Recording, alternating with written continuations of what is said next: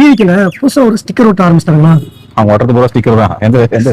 இப்ப புதுசா வந்து இந்த முதல்வர் படிப்பகம் இருக்குல்ல, அது வந்து ஸ்டிக்கர் ஒட்ட ஆரம்பிச்சிட்டாங்க. அதை பத்தி கொஞ்சம் மக்களுக்கு கொஞ்சம் எடுத்து சொல்லுங்க. முதல்வர் படிப்பகம், முதல்வர் படைப்பகம். படைப்பகம், ஓகே. அது பேரே படைப்பகம் தான். அந்த படைப்பகத்துல என்ன வேலைங்கன்னா கோ ஒர்க்கர் ஸ்பேஸ் சொல்லுவாங்க. இப்போ ஐடி கம்பெனில ஒர்க் பண்றவங்க, இந்த ஒர்க் ஃப்ரம் ஹோம்ல இருக்கவங்களுக்கு தெரியும் அது என்னன்றது. வீட்டுல வந்து இன்டர்நெட் ஃபெசிலிட்டி இருக்காது, நெட்வொர்க், மொபைல் நெட்வொர்க் இருக்காது.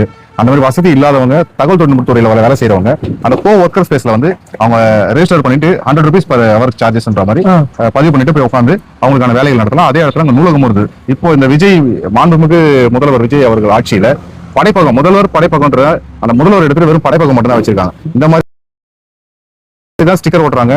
இந்த நான் முதல்வர் கிட்ட இந்த திட்டமும் சரி, டிஎன் ஸ்கில்ஸ் மாத்திருக்காங்க. இதை மாத்தி அதுல அலைய போற பலன் என்ன தெரியல.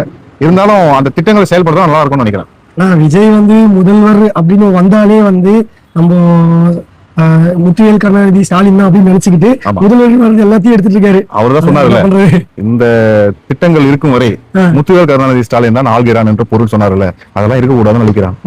சரிங்க, பாப்போம் என்ன பண்றோம். அடுத்து இந்த நெமிலி காலையில பாத்தீங்களா? அது ஆமா, அது நெமிலி டீசாலினேஷன் அந்த விஷயம் அது ஃபர்ஸ்ட் நம்ம கலைஞர் தான் கொண்டு வந்தாரு 2006. சென்னையில நான் வந்து இருக்கிறவங்களுக்கு தெரியும், அங்க வந்து சென்னையில குடிநீர் தேவை வந்து அதிகமா இருக்கு. அப்ப என்ன பண்ணணும் முடிவு பண்றப்போ முத்தமிழ் டாக்டர் கலைஞர் பீரியட்ல 2006 ஊரக உள்ளாட்சித்துறை அமைச்சராக இருந்த முத்துவேல் கருணாநிதி ஸ்டாலின் வந்து இந்த இது கொண்டு வராரு, கடல் நீர் வந்து குடிநீராக்கும் திட்டத்தை கொண்டு வராங்க.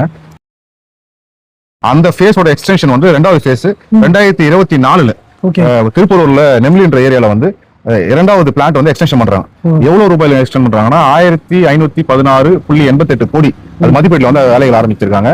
அன்னைக்கு ஃபவுண்டேஷன் ஸ்டோன் வந்து லே பண்ணதுக்கான ஒரு கல்வெட்டும் அன்னைக்கு அந்த தேதியிலே இனாகிரேட் பண்ண அன்னைக்கு வச்சாங்க. இன்னைக்கு மாண்புமிகு முதலமைச்சர் ஜோசப் விஜய் அவர்கள் என்ன பண்றாருன்னா, அந்த திட்டங்கள்ல இருக்கிற நம்மளுடைய முன்னாள் முதலமைச்சருடைய பெயர்கள் இருக்கிற அந்த கல்வெட்டை எடுக்க ஆரம்பிச்சிருக்காங்க. இது எந்த மாதிரியான போக்குன்னு தெரியல.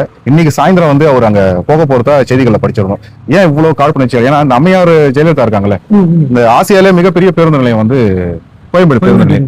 அன்னைக்கு 1996 to 2000 பீரியட்ல வந்து பாத்தீங்கன்னா முத்தமிழ் அறிஞர் கலைஞர் வந்து அந்த பேருந்து நிலையத்தை கொண்டு வராரு. அப்ப வந்து அவர் கல்வெட்டு வைக்கிறாங்க.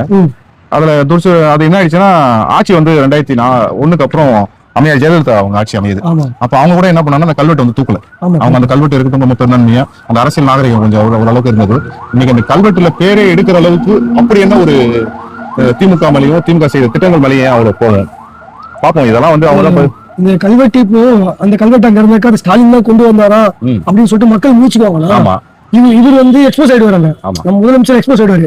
அந்த ஒரு பயத்தினாலயா என்னன்னு தெரியல, நமக்கு தெரியல.